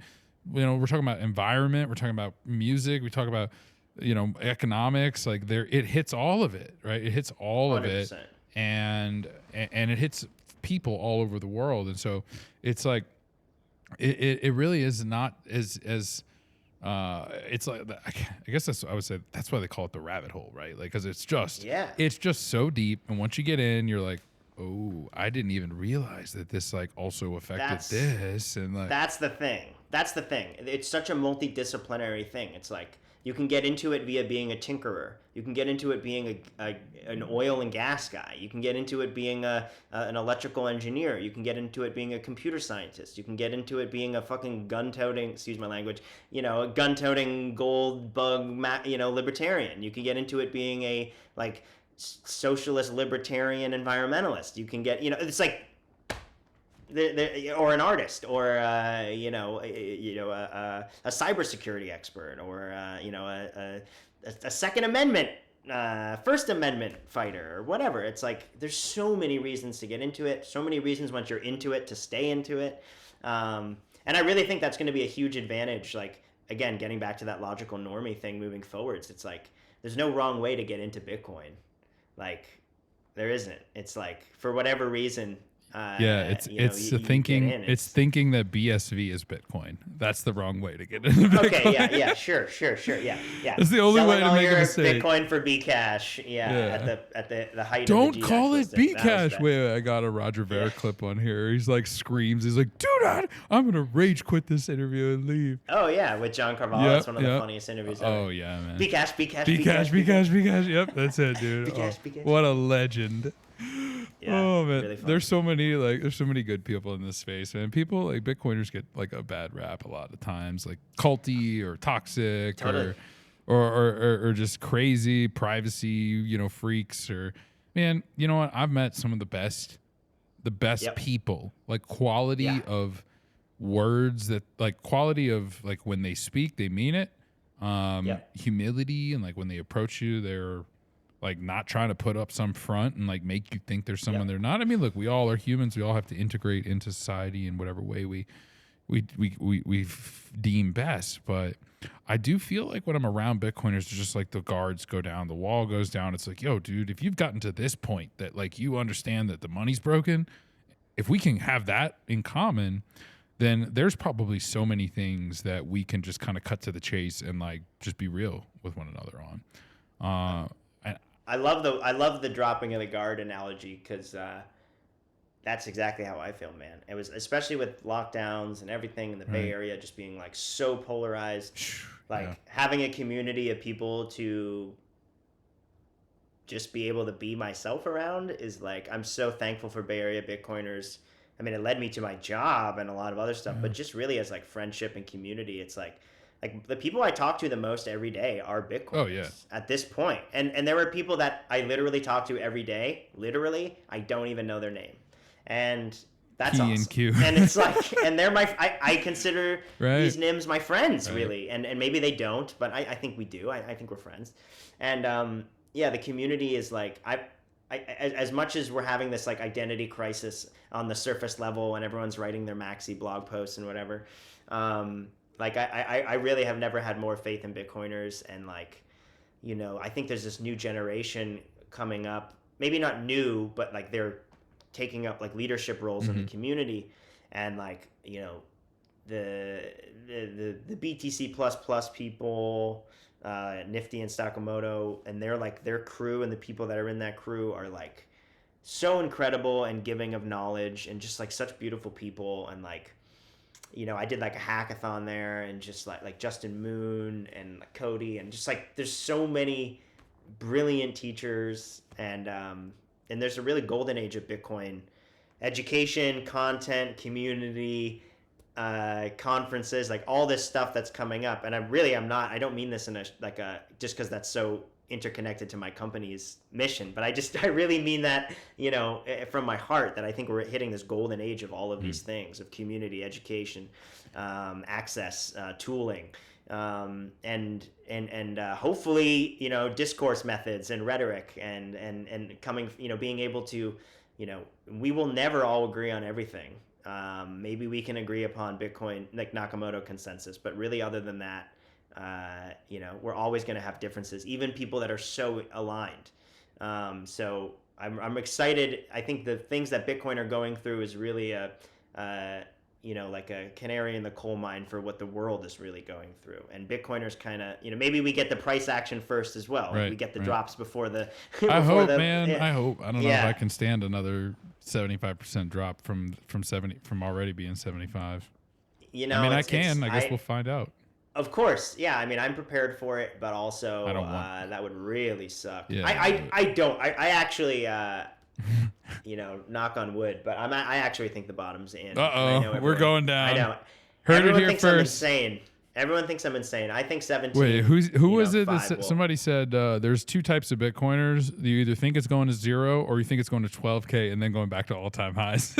There's no one that thinks we bottomed already, except for you. So. Right, exactly, yeah. And I mean, I think we could have another sort of 2020, March 2020, one like more puke, everything spikes down at once, and then we rise up. Like that's totally fine. But I think in terms of like this idea that we're gonna like hang out here for 6 months or go down, like I think markets are gonna break.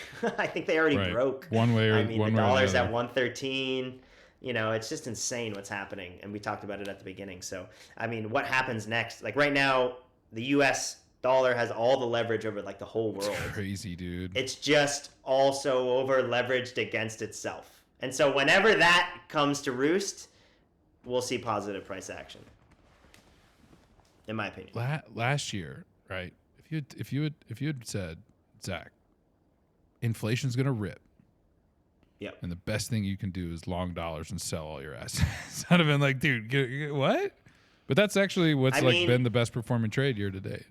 It's amazing. Yeah, and I wrote the Bitcoin dollar like a week ago, or pretty much today, actually. I think a year ago, and it was about, I was like, the dollar is going to rip and absolutely destroy everything. I thought, and the Dixie was around like 95 or something. I thought Bitcoin would do much better than it. I thought there would be I didn't think we would double top at 69. I thought we would break 100 and then we would have all this. And I thought that would be like more max pain. But actually now I actually think this is more max pain, because it's like if we broke 100K, a lot of people would have sold or whatever. But we like just got to this point where like I don't actually think that many people really cashed out. No, there was one day. There was like a week when it was above 60K, dude. Yeah, I got one selling above 60K. But it was sort of like a we'll cut that thing, part out. so. Don't worry. We'll cut that part out of the show. Hey, it was paying rent, man. You know? Okay. I'm a big proponent of. You didn't sell. You bought something with Bitcoin. Exactly. There's a difference. Exactly. You didn't sell for fiat. Well, whatever. You could argue it. Well, no, but I think it's a really interesting distinction, man. And I agree. It's like I look at it as buying rent. Right. I don't look at it as selling Bitcoin. Right. If you were selling Bitcoin to go into cash, money, and then sit in cash from that point forward, that's selling. Right. That's not what you did. Right. No. And then I did de-risk a little bit. Like Biden, we had like just like pumped up to 25K. Everyone was getting euphoric and like, here we go. And I was like, uh-oh. A couple months ago. And then like, yeah. And then Biden was like, I have COVID or something. And I just like, I bought another month's rent or whatever, just like right then, and then it dropped down, you know. Dude, you got to. And then I was like, okay, and I just pushed it back in. Trading group that you're a part of. No. I know. Check out Mark's Discord trading group. No. I'm a good trader because I'm so safe, and I trade like basically 1%, if not even of. You know, it's like. Always take profits at like 20%. Like I'm just such a safe, like I take profits into Bitcoin, obviously, and just like chip away. You know what? You know what I think is the biggest risk minimization action I've taken in my life? What's that? We'll let this motorcycle pass because there's a bunch of motorcycles. Not riding a motorcycle, that's definitely one. Right. That's definitely one. Number one. Quitting alcohol, dude. Yeah. I think that was number one. Holy shit. Made me make clearer decisions under pressure. Saved me money, which was then new capital that I could invest.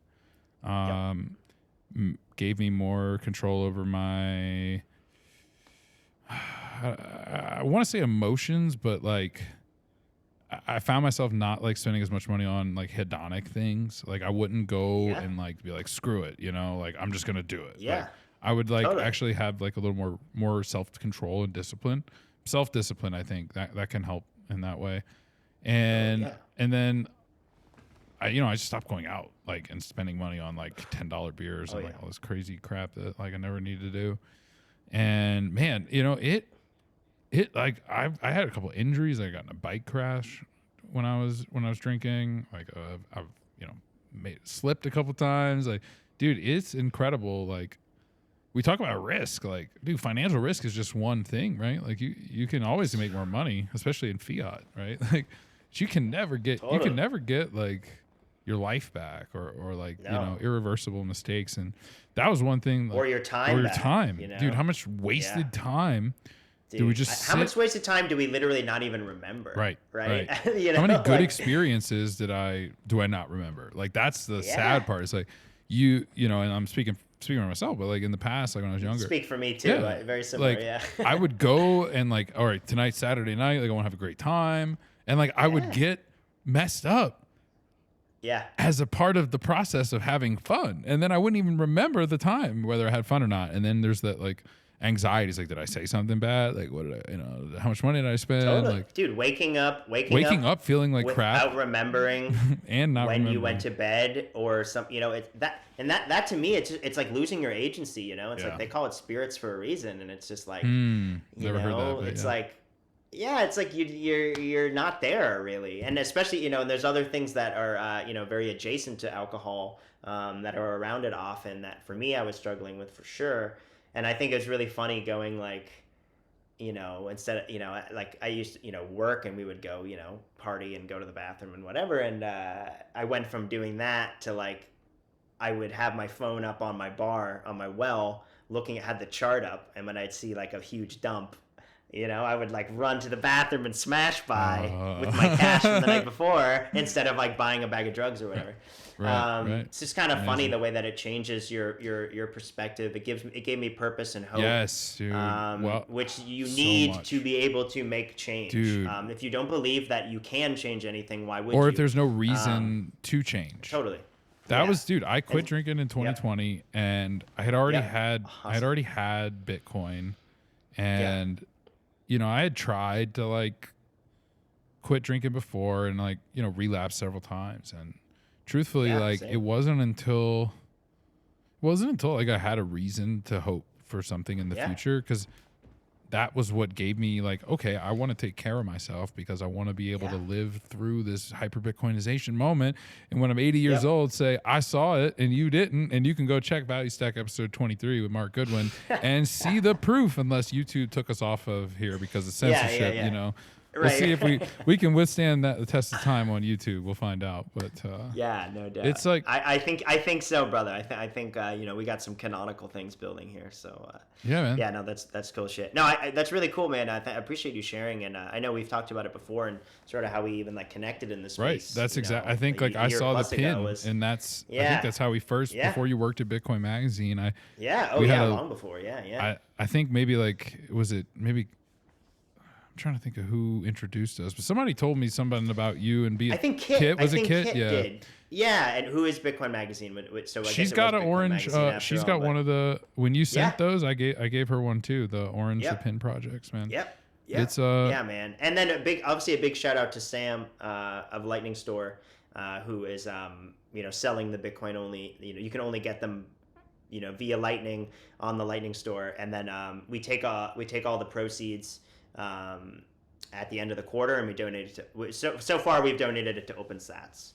And eventually we will probably put together. I mean, who knows? I mean, I would love for that thing to blow up and actually, give a good, significant amount of satoshis to people, that need it or whatever in the space. But the idea is to sort of do something similar to the bartender project and make funds available for hey, coders need mental health shit. Coders need access to a community that gives a shit about them. So it's a challenge to do. Once you get trapped in that cycle, it's very hard to get out. And I do think like drinking and like the nightly ritual or weekend ritual of drinking reminds me of the fiat life. Like, and now that I've seen it that way, I can't see it any other way. And it's really it's like the ultimate, like it's like taking a loan out on your time and your brain capacity of the next day and spending money on to do it. Yeah, exactly. And so you really are sort of like and I do think that there are moments in life where that does make sense, where you're like, I know tomorrow's gonna suck because I want to do this intense thing that's gonna take a lot of energy out of me. That's worth it. Like I'm not saying it's not always a bad idea to like, I can sleep on the bus tomorrow or whatever. Like, sure, like there's obviously make those plays yourself. But I do think like alcohol has become just such a normalized thing where it's like, it's like, oh, it's okay to act a fool. He was just drunk. He didn't eat. He blah, blah, blah. It's like none of that stuff is really excusable just because of alcohol. It's like we all know what alcohol does. Like, so yeah, it's I tried to never ever judge people for their choices, and obviously I chose that over and over and over again repeatedly. So it's like, and I know how addiction works, and I have so much empathy for the addict, all day. But there's something in particular about alcohol that does seem sort of but then again, man, hey, it's so intertwined with human culture. That's why it's so insidious, because it's so intertwined. Yeah, but a lot of it, it wasn't always bad, It's like, I think, we've sort of like distilled it down. Fiat's ruined everything, dude, even drinking, right? Like, yeah, and the culture of it, the potency of it, and the dosage of it. Because it's not about like, I don't, dude, when I go see people out in Denver downtown, I see people drinking to cover something up. And look, maybe that's me projecting, but like, sure. I can see it in the way that like people are stumbling down the street. It's like, look, this wasn't their intention. And if it was, then that's like speaking to something that maybe is they're dealing with, right? Like, which I would argue is like a byproduct after effect of the fiat life. It's like, yo, you go and slave yourself more and more hours every single week. You're getting older, things are getting more expensive, and like people are becoming more callous and disconnected from one another. It's like, shoot, dude, like I could see why people want to drink, because they don't want to face the reality of like what their life may have happened, like what's become the last couple of years, you know?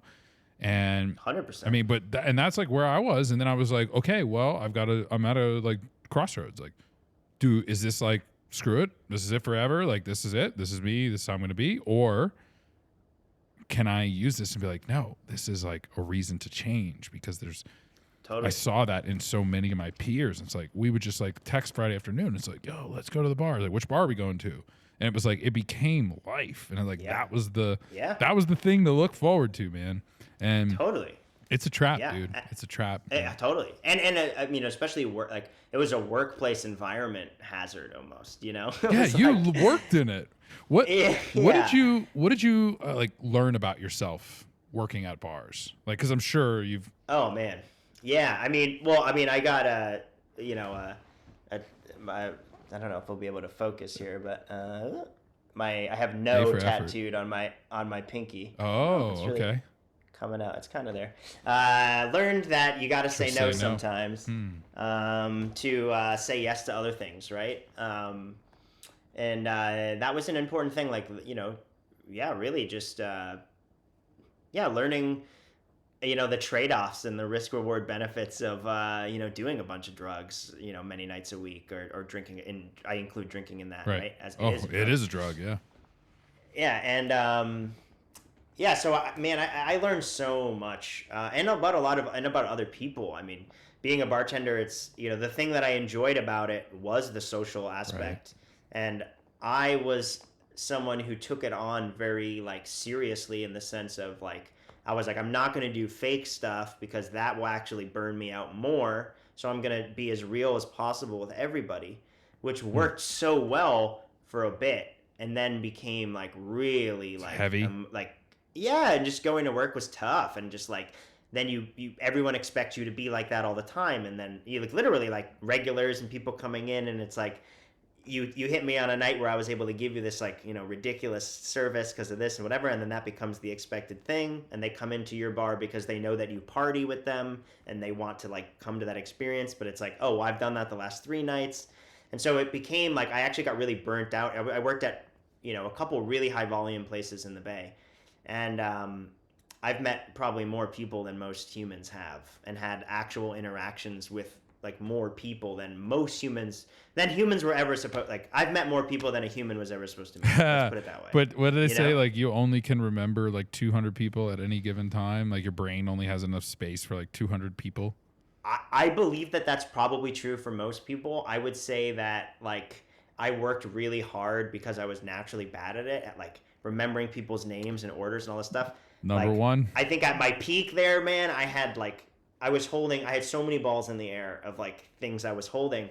And then like, then the wool got kind of pulled out from my eyes, and I was just sort of like, oh, like a lot of these people aren't actually my friends. We just party together. Right. Oh, okay. A lot of these people actually don't care about me. And if they did care about me, they wouldn't be doing this. They wouldn't be encouraging this. They wouldn't, you know. When I stopped hearing from people after they realized I was sober, that was like, wait, we were just drinking buddies. We were never friends.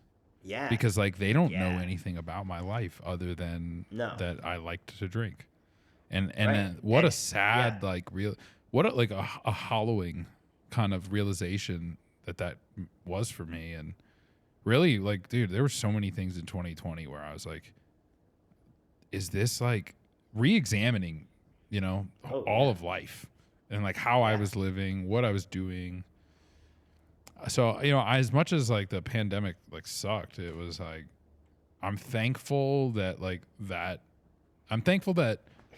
I handled it the way I did and like didn't use that as a reason to like drink myself to oblivion or like I totally de-evolve agree, man. into a spiral and say, well, nothing matters anyway. Look, the whole world's turning to Totally. shit. I mean, the world is kind of turning to shit, if I'm being honest. It kind of seems like It that. is. But like, Sure. but I'm, instead of like sulking in that, I'm like, well, I'm just one dude, but like maybe one guy can make a tiny little difference, and like I can 100%. be that small impact that ripples and 100%. help us get out of this instead of Yeah. like sulk in it and use it as an excuse to to just keep perpetuating downward. Negative energy, fear, like Feeds. depression, pain, a lot of that stuff. It's such a powerful force,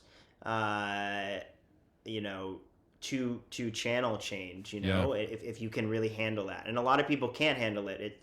A lot of people can't handle the weight of the world, especially now. It's really insane, and I think they deserve a lot of empathy for that.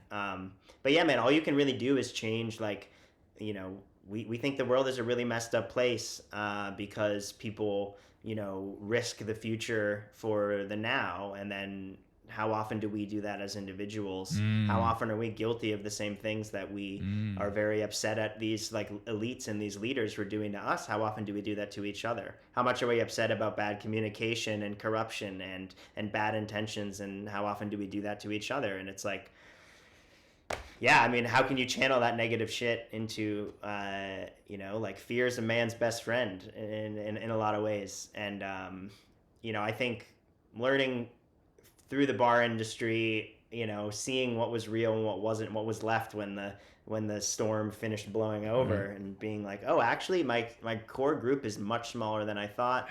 I actually don't believe in this industry. I actually don't believe in the city anymore. Yeah, I mean, Moving out of Never mind. California. Yeah, I'm not in the place that I was. I'll put it that way. Just to not completely reveal where I live, but I was in the literal city for like 10 years and recently left just because it's just not my place anymore. You know, it's like I mean literally I wasn't welcome for a while, so that was difficult. But how do I channel that? Do I, you know, just start writing angry pieces at everybody and alienating more people and perpetuating division? Do I buy into the way I look at, like, you know, the COVID stuff? It's like I think both sides are death cults. It's like you guys are both insane. You both want the other to die. It's just like, what's wrong with you? They're so busy trying to attack one another with like 90% of the population's in the middle, just like, what the hell is going on? Everyone, like the right, the left, it's so polarizing, and it's so it's so rhetorically charged these days. Like on my LinkedIn profile, it says I studied economics and minored in rhetoric, and you'd be surprised how much those intersect.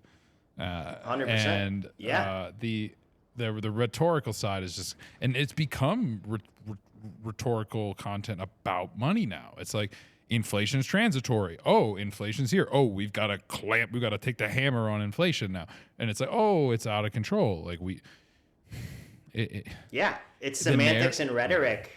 Like, and that's what rates are. Right. That's what monetary rates are. They're like mathematical rhetoric, you know? It's like, it's really interesting. That's what, man. You know, Bitcoin's money supply is like in that one little formula, you know, that you can put it in. Yeah, I have a t-shirt of it. Yeah, I think, what t-shirt brand is that? Give it a shout. Who made that one? I think that's, was it Alex McShane's? No. Because he's got some clothes that he's got on his Twitter. Yeah, he's got some shirts. It's not him. He's got some shoes and other stuff too. It wasn't him. Honestly, man. Lightning. All right. Well, when you let me know, I want to order one. So just let me know. Yeah. I'll figure it out. But yeah, no. I mean, like half of my shirts are Lightning Store shirts for sure. But I actually forget who did this one in particular. But I have some cryptography shirts. Maybe I have a Brecky shirt. I'm not sure, man. I actually don't know who made the. It might just be like an Etsy like one-off thing. Brecky's been killing the Bitcoin proof of work art, man. I'm just. Yeah, he's a great guy. There's nothing else like that. I mean, well, I guess the Fractal Encrypt guy has been also putting out some unbelievable art. You know, music art. It's all, there's a big old culture that. Yeah, man. I mean, I see a big renaissance coming. It's gonna bring back art. It's gonna be the Renaissance. So I think the 2020s and this was actually sort of it's another one of my favorites in the space, Hodel Magoo. He has this theory that the 2020s are going to be like the 80s. And I actually like totally agree. In what ways? I think we're already kind of seeing that. Monetary policy, America sort of like versus other countries, like a post-Plaza Accord sort of scenario after a high inflationary moment in the 70s.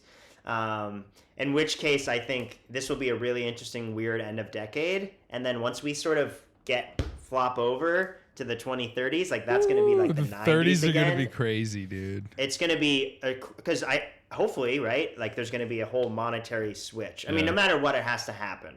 I don't think the dollar is going away by any means, but like I do think Bitcoin relative is going to be play a huge role. If you've listened to, I know you don't do a lot of podcasts, but Lex Fridman had Ray Kurzweil on. And cool. he said, and he's been saying since, I want to say it was the 90s or maybe it was even earlier, that he predicted in 2029, there'll be AI past the Turing test. And I have seen the GPT-3 and all of these different, what's the stable musings. There's a bunch of the different AI image models now and OpenAI. Don't forget about that, right? Like we come out of the 20s and we kind of cleanse the crap and come out on the other side, hopefully with a new, stronger economic framework built on Bitcoin.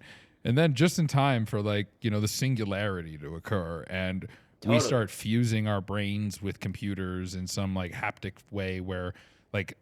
I mean, I'm looking at like 1,000 screens right now. I mean, we're already there, my man. It's like, at a certain point, like I would prefer that. And I think that's like, because it's getting like there's 2 phones here. There's 3 lights here. There's a thing here. There's a thing here. There's a light above me. It's getting. I can see 4 versions of myself right now. We're fusing with machine. Yeah, totally. And it's going to be really fascinating. I mean, I think in many ways probably AI is further along than the public really knows about. I would say absolutely.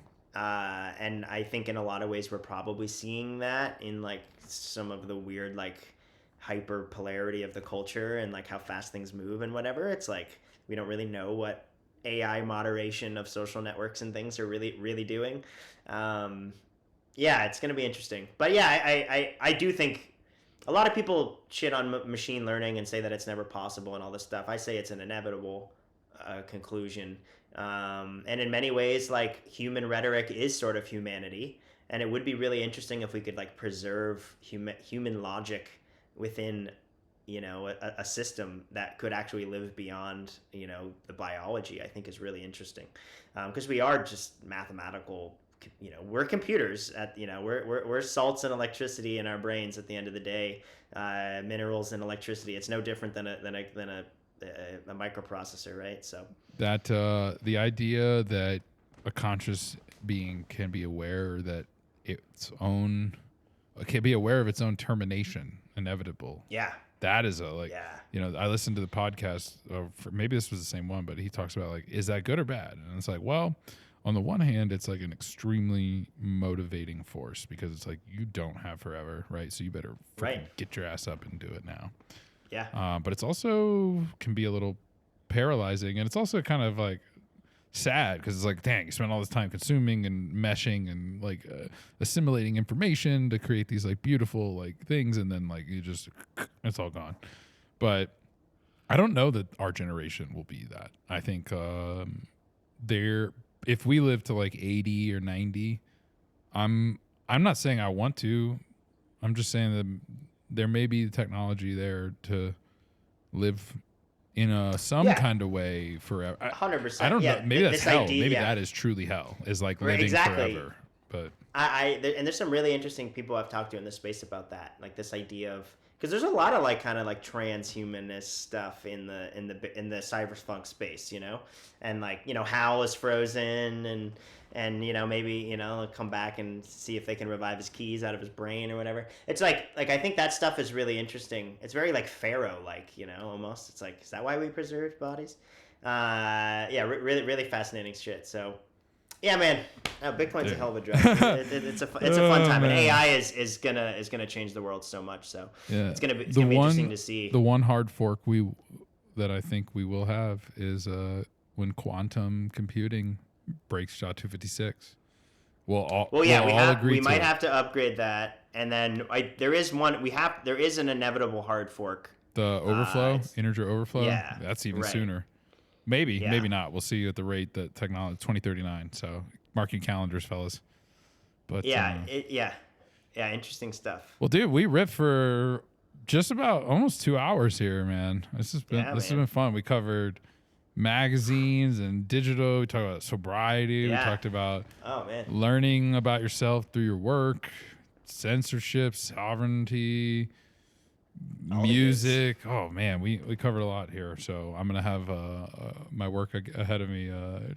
Coming up with chapter titles for all of these. There you go. Yeah. But Well, yeah, man, dude, so much fun. Thanks so much for having me on, and keep growing the podcast. It's cool to see. I think you get so much out of self-investing and things, and I'm a big proponent of buying tools and that leading to me using the tools a lot more. Yeah, like exactly. if I buy a cool microphone, I'm going to use it more. Yeah, dude, that's what it was. Yeah. I mean, I bought like a Yeti X mic like a year and a half ago, and that was all right, and it was much Yeah. better than like using laptop and all. But I was like, Yeah. look, I have some people coming on the show like yourself and many others who I want my audience to take them seriously.